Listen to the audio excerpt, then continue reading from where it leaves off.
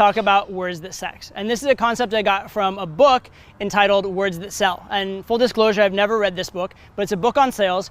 And the idea behind it is there are certain words and phrases you can use that will make someone want to buy, and certain words and phrases you can use that will make someone not want to buy. For example, you say, please sign that contract.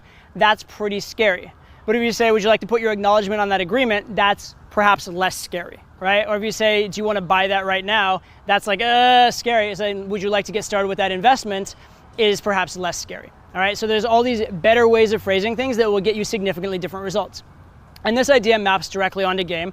For example, if you were to say, hey, let's go back to my place, that's a big scary red flag for a girl. Whereas if you say something along the lines of, I know a quieter place where we can go get a drink, that's a lot more acceptable to a girl. So it maps directly as a sales concept, but there's actually a much more important, much more effective, and much deeper meaning and implication of this idea of words that sell or words that sex.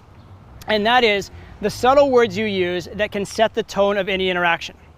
For example, if you're talking to a girl and you're calling her things like nice, sweet, comfortable, trustworthy, even potentially like attractive as opposed to beautiful or hot, right? Those kind of words are going to set the tone that you have a friendly interaction with someone.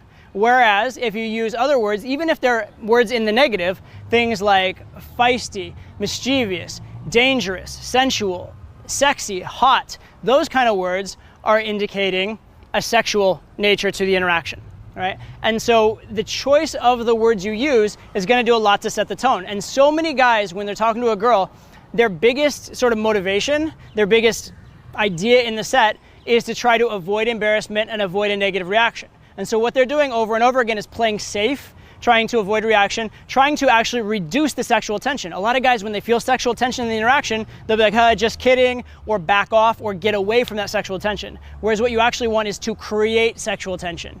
And this is where a lot of guys go wrong. This is where a lot of guys don't establish the man-to-woman premise in their set, because they're not creating sexual tension, they're actually destroying it. And so again, words like devious, mischievous, trouble, sexy, adventurous, those kind of things, naughty, those kind of words definitely convey a much more sexual kind of tone to the set. And if you were to suddenly start using those words with a girl, you're going to be subtly taking more risks, you're going to be setting a better tone, she'll probably follow, and all of a sudden you'll find yourself in much more sexual interactions.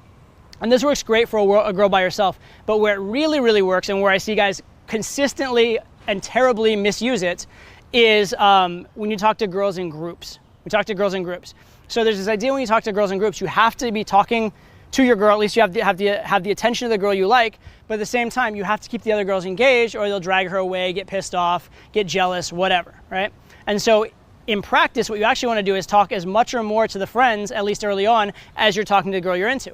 Problem is, if you're talking as much or more to the friends, how is it possible that you convey to the girl and to the friends which one you're into? And so a lot of guys have this problem. They go just talk to the whole group, and then they got chosen by the, I don't want to say fat, the less attractive one, by the less attractive, less desirable one, and now all of a sudden they're stuck flirting with the girl they weren't intending to flirt with, right?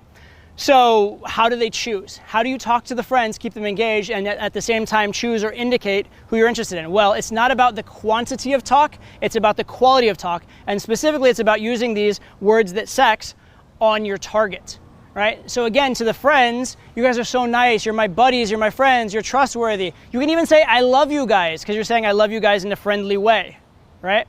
To the other girl, the girl that you want, you're going to actually maybe even say negative words, but they are words that indicate a sexual interaction.